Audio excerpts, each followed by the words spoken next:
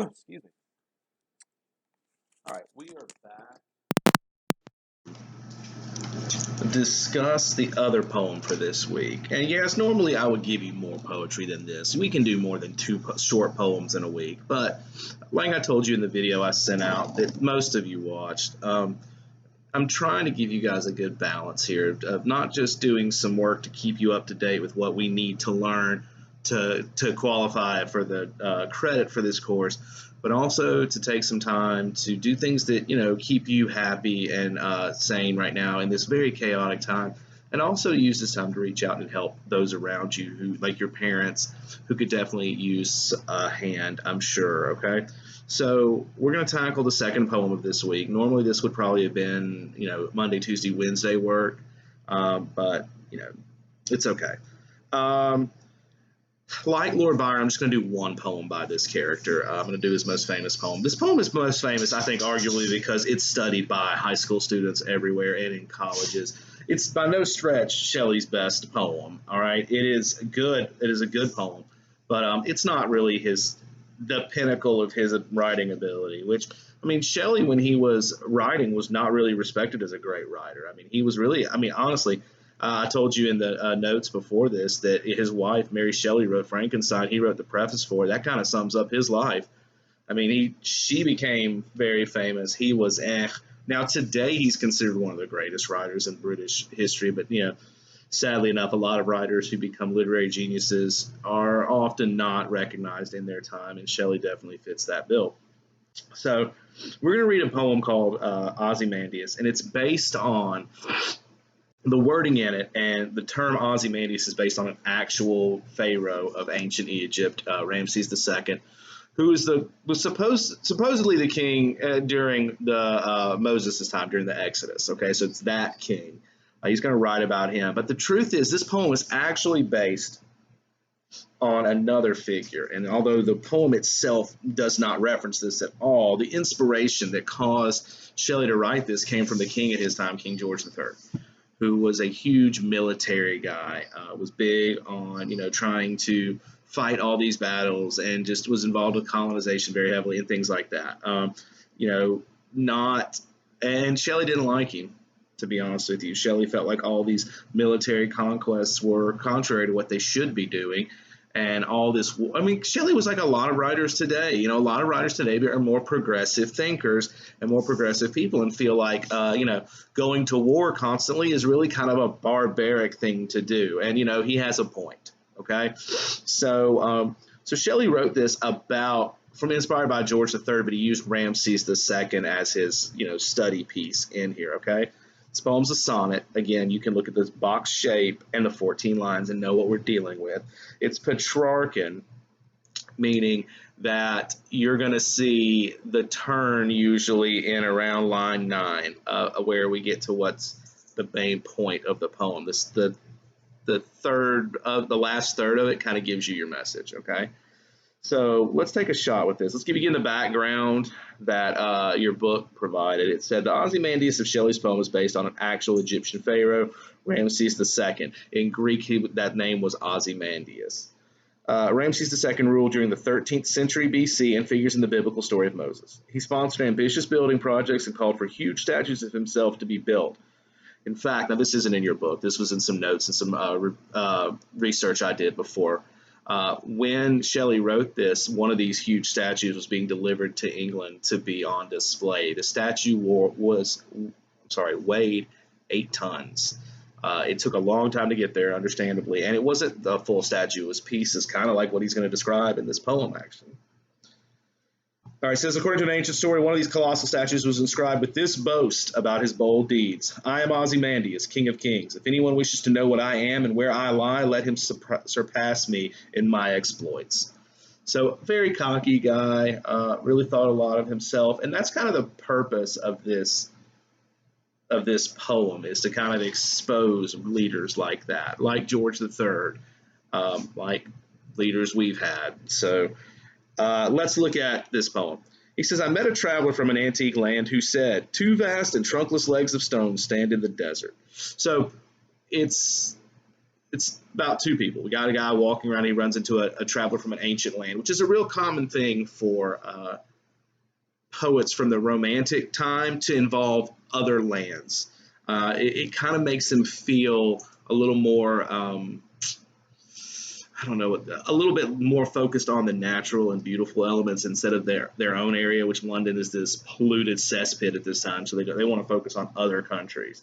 All right. So he says, I met this traveler who tells me that out in the desert, in the middle of nowhere, there's these two legs sitting there of a statue, and the statue's toppled over. It says, near them on the sand, half sunk, a shattered visage lies, whose frown and wrinkled lip and sneer of cold command tell that its sculptor well those passions read, which yet survive, stamped on these lifeless things, the hand that mocked them and the heart that fed. It says, so out there in the middle of the desert is these two legs, and next to them is the shattered face of this statue, which has got some pretty rough emotions written on it. This is the sculptor really must have known this quite well.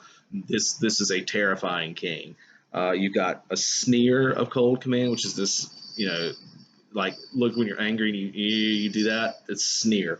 And then also it says, what's the other one?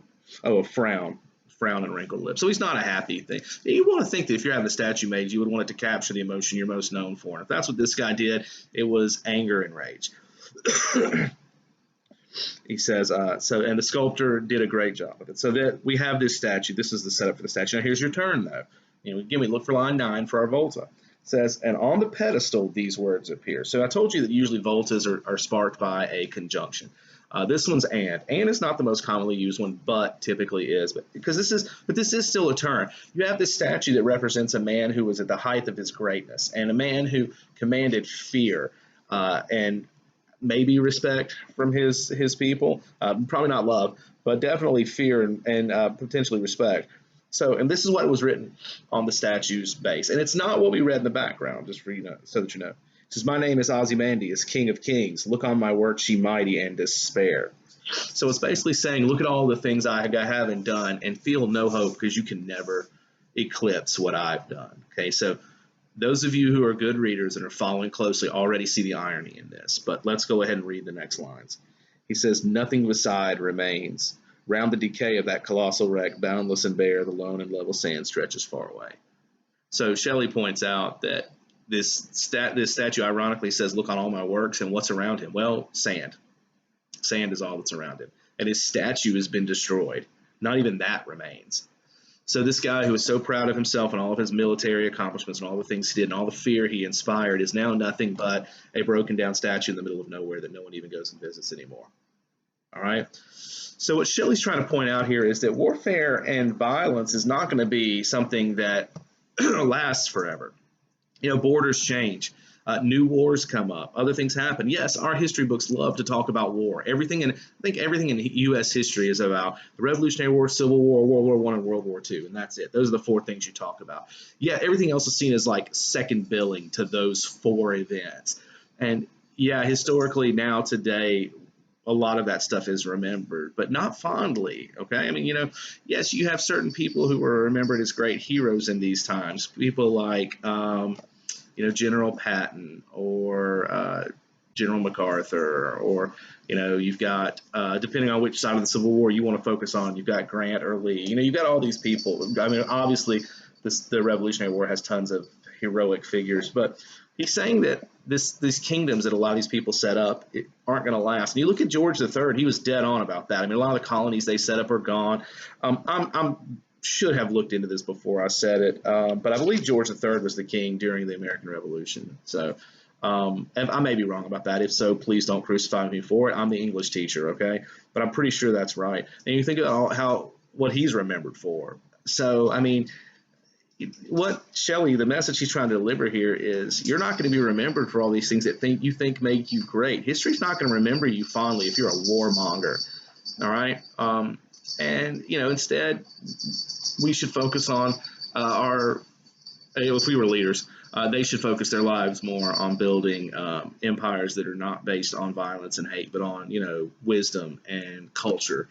which is what you would expect a writer to say. I mean, guys, the thing with people is that there are various types of people, and you look at the writers in the 17 and 1800s, and you look at the writers in the 1900s and then in the 2000s, and a lot of us would be similar. All right, a lot of people have similar political ideas, not the same. Okay, for example, I like to consider myself a writer, even though I'm not published for anything. But I'm definitely not an atheist like Shelley is. But I do feel like warmongering is pathetic and sad, and it's just a way for leaders to get in a history book.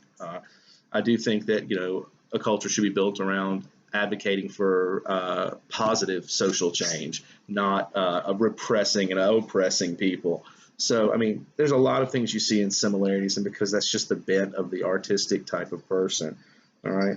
It's a really beautiful poem. And the irony found in it that, this guy was so proud of what he had accomplished and now no one cares is just a really important message for us to take. Okay.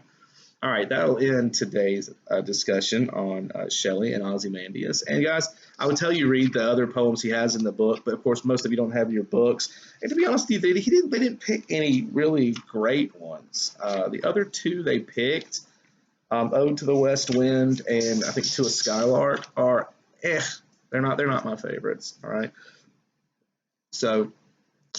Enjoy your week. I hope you guys have been able to get all this done with a modicum of struggle. Next week we will test over these authors, okay? You will receive a test and you'll be able to look at the poems and your notes and everything else, and I'll just have some more open-ended questions. And most of your points are going to come from do you sufficiently answer them. They will not be as simple as the questions that I put on your OneNote for this week. Those are just kind of reading guides to make sure you're doing it and that sort of thing so that you'll be prepared for the test, which will ask a little more complex questions, okay?